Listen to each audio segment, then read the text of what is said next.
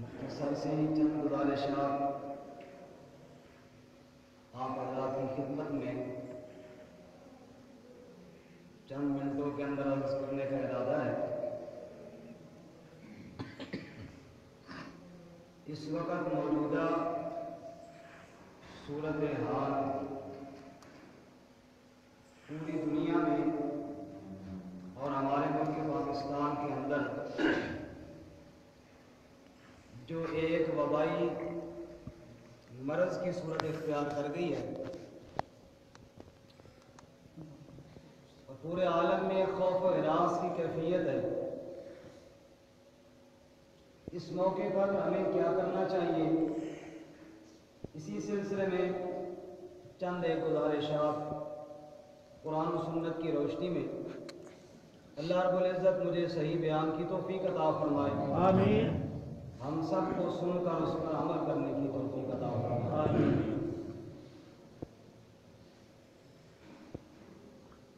سامعین گرامی قدر، اس کائنات کے اندر جو کچھ ہوا وہ اللہ تعالیٰ کے حکم اور ارادے سے ہوا۔ جو کچھ اب ہو رہا ہے یہ بھی اللہ کے حکم اور ارادے سے ہو رہا ہے، اور جو آئندہ ہوگا وہ بھی اللہ کے حکم اور ارادے سے ہوگا۔ ما یفتح اللہ للناس من رحمت فلا ممسک لہا، اگر اللہ کریم لوگوں کے لیے کوئی رحمت کا دروازہ کھول دے، دنیا کی کوئی طاقت اس کو بند نہیں کر سکتی۔ وما یمسک، اور اگر اللہ کسی دروازے کو روک کر بند کر دے، فلا مرسل لہ من بعد، اللہ کے حکم کے بعد پھر اس کو کوئی کھول نہیں سکتا۔ قرآن کریم میں اللہ تعالیٰ فرماتے ہیں جب قومیں میری نافرمان ہو جاتی ہیں اور باغی ہو جاتی ہیں تو فَلَنُذِيقَنَّهُم مِّنَ الْعَذَابِ الْأَدْنَىٰ دُونَ الْعَذَابِ الْأَكْبَرِ، پھر ہم بڑے عذاب سے پہلے ان کو چھوٹے عذاب کے اندر مبتلا کرتے ہیں، لَعَلَّهُمْ يَرْجِعُونَ، تاکہ وہ اللہ کی طرف رجوع کریں اور اللہ تعالیٰ کے سامنے استغفار کریں۔ ایک مقام پہ اللہ فرماتے ہیں ہم نے بستیوں کو پکڑا بالبأساء والضراء لعلهم يتضرعون، تکلیفوں کے ساتھ، کبھی بھوک مسلط کر کے، اس لیے کہ وہ اللہ کے سامنے عاجزی کریں، گڑ گڑائیں اور اللہ کے سامنے فریاد کریں۔ تو میرے بھائی اور میرے بزرگوں، جب تکلیف بھی اللہ کی طرف سے آتی ہے اور اللہ کے علاوہ تکلیف کو دور کرنے والا بھی کوئی نہیں ہے، تو اس غم اور دکھ کی گھڑی میں پہلا اور بنیادی کام جو ہم نے کرنا ہے، میرے سمیت ہم سب نے، وہ اپنے اللہ کے سامنے فریاد کرنی ہے۔ وہی فریادوں کو سننے والا ہے، وہی روتے ہوئوں کو دلاسا دینے والا ہے، کیونکہ ہم انبیاء علیہم الصلوۃ والتسلیمات کے ماننے والے ہیں۔ اس سے قبل ہم سورہ یوسف پڑھ رہے تھے، انشاءاللہ ان قریب پھر وہ مکمل کریں گے۔ انبیاء کا تذکرہ جو ہے ہم کیوں پڑھتے ہیں اور کیوں سنتے ہیں؟ اس لیے کہ وہ ہمارے لیے نمونہ ہے، اور ہم نے انبیاء علیہ الصلوۃ والتسلیمات کی اتباع کرنی ہے۔ قرآن یہ گواہ ہے، سورۃ الانبیاء میں اللہ انبیاء کا تذکرہ کر کے فرماتے ہیں یہ جتنے بھی میرے نبی تھے نا، کانوا یدعوننا رغبا ورہبا وکانوا لنا خاشعین، یہ سب میری پکاریں کیا کرتے تھے۔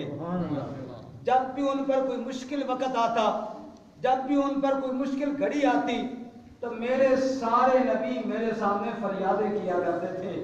میرے بھائیوں اور میرے بزرگوں، آج انبیاء کی سنت کو سامنے رکھتے ہوئے ہمارا بھی یہی کام ہے کہ ہم بھی رب کے سامنے دامن پھیلائیں اور اپنی ایک ایک گناہ سے اپنے اللہ سے معافی مانگیں، کیونکہ اللہ کریم فرماتے ہیں استغفار کرنے والوں کو اللہ عذاب نہیں دیتے۔ سورہ انفال میں کافروں نے اللہ سے عذاب مانگا، اللہم ان کان ھذا ھو الحق من عندک فامطر علینا حجارۃ من السماء، اے اللہ اگر یہ قرآن تیرا سچا کلام ہے، محمد کریم صلی اللہ علیہ وسلم تیرے سچے رسول ہیں، ہم پھر بھی نہیں مانتے، ہمارے اوپر پتھر برسا یا کوئی اور عذاب دے۔ اللہ نے فرمایا دو وجہوں سے عذاب نہیں آئے گا، ایک ما کان اللہ لیعذبہم وانت فیہم، جس شہر میں میرا محبوب رہتا ہو اس شہر پہ میں عذاب نہیں بھیجا۔ اللہ سبحان اللہ، نبی قوم کے اندر موجود ہو قوم پہ عذاب نہیں آتا۔ جتنی قومیں تباہ ہوئی اللہ نے انبیاء کو پہلے وہاں سے نکالا، پھر قوموں کو برباد کیا۔ اور دوسرا وما کان اللہ معذبہم وہم یستغفرون، جب تک یہ استغفار کرتے رہیں گے تب تک میں ان کو عذاب نہیں دوں گا۔ اس پہ ذرا غور کیجیے، کافر ہیں اللہ سے عذاب مانگ رہے ہیں، اللہ کہتے ہیں استغفار کرنے والوں کو میں عذاب نہیں دیتا۔ جب کافر کو استغفار اتنا فائدہ دے رہی ہے، میرا مومن بھائی ہمیں استغفار کیوں نہیں فائدہ دے گی؟ پہلا کام اللہ سے معافی مانگنے والا۔ بس میں چند منٹوں میں تھوڑی وہ جھلک انبیاء کی دکھاتا ہوں کہ مشکل حالات میں کیسے پکارا انبیاء نے۔ حضرت سیدنا آدم علیہ السلام ہم سب کے باپ ہیں، دنیا میں آ گئے، مشکل وقت تھا ان پر۔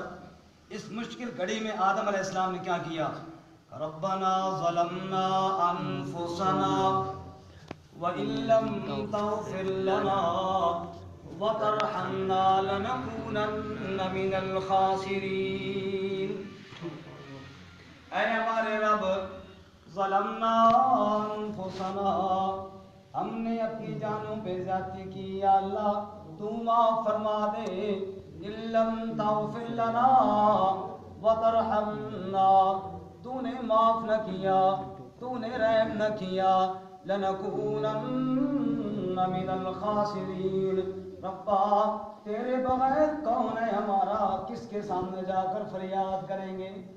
اللہ کریم فرماتے ہیں ثُمَّ اجْتَبَاهُ رَبُّهُ، پھر میری رحمت کو جوش آیا اور میں نے روتے ہوئے آدم کو اپنی رحمت کی لپیٹ میں لے لیا۔ پھر دور نوح علیہ السلام کا آیا، وہ رب کے سامنے فریاد کرتے دکھائی دیتے ہیں، رب انی مغلوب فانتصر، اے میرے پروردگار میں مجبور ہو گیا ہوں، جدھر دیکھتا ہوں ادھر ہی مخالفتیں نظر آتی ہیں، مجھے کہیں پناہ نظر نہیں آتی، مجھے کہیں سہارا نظر نہیں آتا۔ رب جب کوئی سہارا نظر نہیں آتا، میرے پروردگار تیرے علاوہ کون ہے میرا جس کے سامنے جا کر فریاد کروں؟ فانتصر، تو میری مدد فرما۔ اللہ کریم فرماتے ہیں ہم نے کشتی کے اندر اپنے نوح کی حفاظت کی، سارے دشمنوں کو ہم نے غرق کر کے رکھ دیا۔ مشکلوں میں کس کی پکار کی؟ انبیاء نے اللہ کی پکار کی۔ حضرت سیدنا ابراہیم خلیل اللہ آگ کے اندر ڈالا جانے لگا، مشکل وقت آ گیا تو کیا کہا؟ حسبی اللہ لا الہ الا ہو، مجھے اللہ کافی ہے، اس کے علاوہ کوئی الہ نہیں۔ رب فرماتے ہیں قلنا یا نار کونی بردا وسلاما علی ابراہیم، ہم نے بھی اپنے ابراہیم پہ آگ کو گلزار بنا دیا۔ یونس علیہ السلام مچھلی کے پیٹ کے اندر بند ہو گئے ہیں، 3 اندھیروں کے اندر پھنس گئے ہیں، فنادا فی الظلمات اللہ الہ الا انت تھا سبحانکا انی کنتو من الظالمین. یونس علیہ السلام نے کہا پروردگار عالم میں مچھلی کے پیٹ کے اندر ہوں، اے اللہ تیرے سوا اس غم سے نجات دینے والا کوئی نہیں. اللہ کریم فرماتے ہیں فاستجبنا له وَنَجَّيْنَاهُ مِنَ الْغَمِّ، ہم نے اپنے بندے کی پکار کو سن لیا، ہم نے اس غم سے اس کو نجات عطا فرما دی. حضرت سیدنا یعقوب علیہ السلام پہلے یوسف بیٹا گم ہوا، پھر بنیامین بھی گم ہو گیا، رو رو کے آنکھوں پہ سفیدی چھا گئی. لوگوں نے کہنا شروع کر دیا تاللہ تفتح تذکر یوسف حتی تکون حرزا او تکون من الحالکین. بابا جی کب تک یوسف کرتے رہو گے، مر جاؤ گے اسی پریشانی کے اندر. جواب کے اندر کیا کہا یعقوب علیہ السلام نے؟ قال انما اشکو بثی وحزنی الی اللہ. میں اپنے غم، میں اپنے دکھ کس کے سامنے بیان کرتا ہوں؟ ارے بولو کس کے سامنے؟ اللہ کے سامنے بیان کرتا ہوں. حضرت سیدنا ایوب علیہ السلام بیمار ہو گئے، بیماری بڑھتی بڑھتی 18 سال تک جا پہنچی ہے. ایوب علیہ السلام کی گھر والی کو شیطان نے ورگلانا شروع کر دیا، غیر اللہ کے نام پہ کوئی جانور ذبح کر تیرا مریض ٹھیک ہو جائے گا. وہ گھر والی ان پڑھ بیچاری وہ شیطان کے جال کے اندر پھنس گئی. 2 بار ایوب علیہ السلام نے اللہ کو پکارا. پہلی بار اپنی صحت کے لیے پکارا اور ایوب علیہ السلام نے کہا رب انی مسنی الضر وانت ارحم الراحمین. اے میرے پروردگار میں بیمار ہو گیا ہوں، شفا تیرے پاس ہے میرے اللہ، تو بڑا مہربان ہے، مجھے شفا عطا فرما دے. دوسری بار شیطان کے جال سے جو بیوی پھنس گئی تھی اس کو بچانے کے لیے پکارا اور کہا رب انی مسنی الشیطان بنصب وعذاب. اے میرے پروردگار شیطان نے مجھے پھنسانے کی کوشش کر لی ہے، میرے ربا مجھے اس سے نجات نصیب فرما دے. اللہ کریم فرماتے ہیں ارکض برجلک ھذا مغتسل بارد وشراب. ہم نے اپنے پیغمبر کی 18 سال کی بیماری کو ایک لمحے کے اندر ٹھیک کر دیا. سبحان اللہ. انبیاء سارے پکارتے رہے، آخر میں میرے نبی آئے، تیرے نبی آئے، نبیوں کے نبی آئے، امام الانبیاء آئے، محمد مصطفیٰ صلی اللہ علیہ وسلم نے رب کریم کو کیسے پکارا اور کیا فرمایا؟ عاجزی کے ساتھ پکارتے ہیں اللہم انی عبدک وابن عبدک وابن امتک ناصیتی بیدک ماضٍ فی حکمک عدل فی قضاؤک. اے اللہ میں بھی تیرا بندہ، میرا باپ بھی تیرا بندہ، میری ماں بھی تیری بندی، میری قسمت تیرے ہاتھ کے اندر ہے. ماضٍ فی حکمک عدل فی قضاؤک.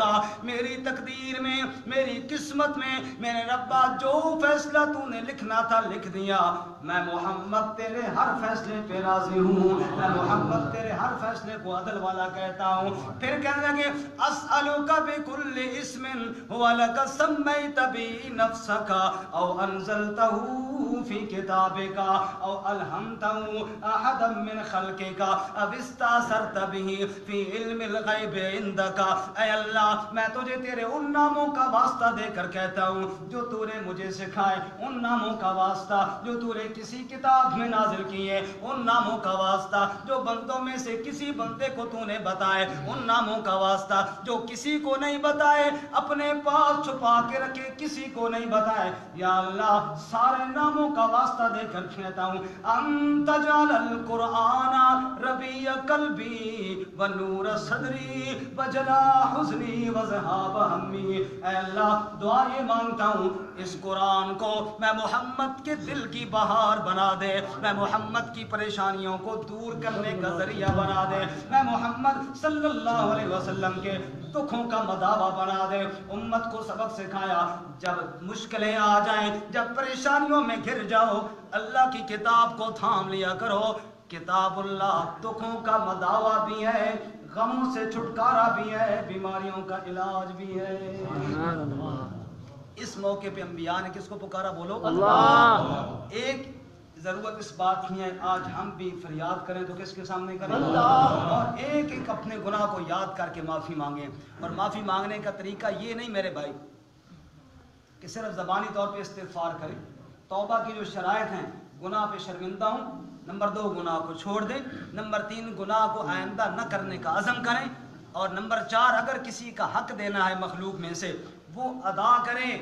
اگر کسی کا حق نہیں دیا ہوا آپ نے، چاہے وراثت میں، چاہے لین دین کاروبار میں، چاہے کسی اور معاملے میں، وہ ادا کرے اور اس کے بعد کہیں یا اللہ مجھے معاف کر دے. اللہ فرماتے ہیں میں عذاب نہیں دوں گا جب لوگ استغفار کریں گے. لیکن استغفار کی یہ شرائط.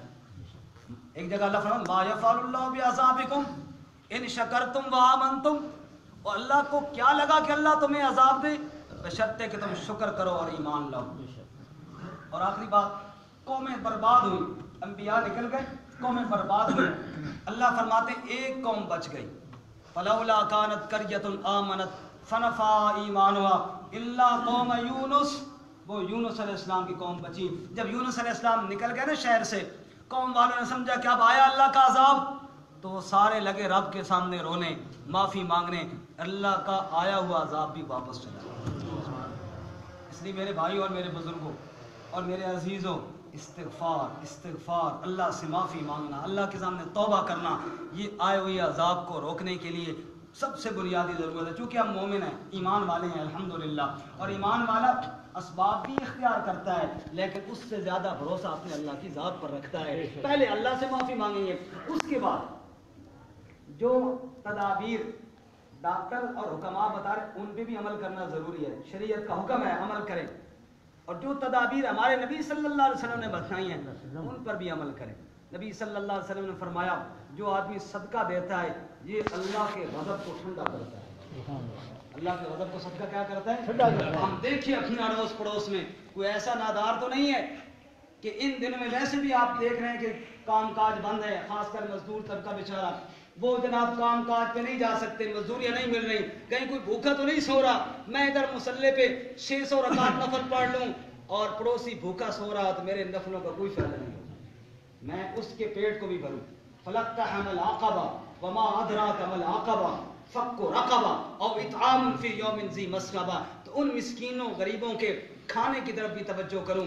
اور اس کے بعد جو احتیاطی تدابیر بتائی گئی ہیں ان پر عمل کریں. اور ہمارے علماء کرام جو امت کا سرمایہ ہے اور ہر دور میں اللہ تعالیٰ ان کو جزائے خیر عطا فرمائے کہ ہر دور میں شریعت کو مقامی طور پہ جو فتویٰ وہ ضرورت کے مطابق جاری کرتے ہیں، ہماری رہنمائی کرتے ہیں. ہم تو ان کے مقابلے میں کچھ بھی نہیں ہے علم والے. وہ ہمارے بڑے حضرات علماء کرام جنہوں نے یہ کہا ہے، اور واقعتاً ایسی ہے کہ سنت اور نوافل گھروں میں ادا کریں، اس کی پابندی کریں. حکومت بھی کہہ رہی ہے، علماء کرام بھی یہی فتویٰ دے رہے ہیں کہ سنتیں اور نوافل گھروں میں ادا کرنے چاہیے. جہاں تک پرہیز ممکن ہے وہاں تک ہمیں پرہیز کرنا چاہیے.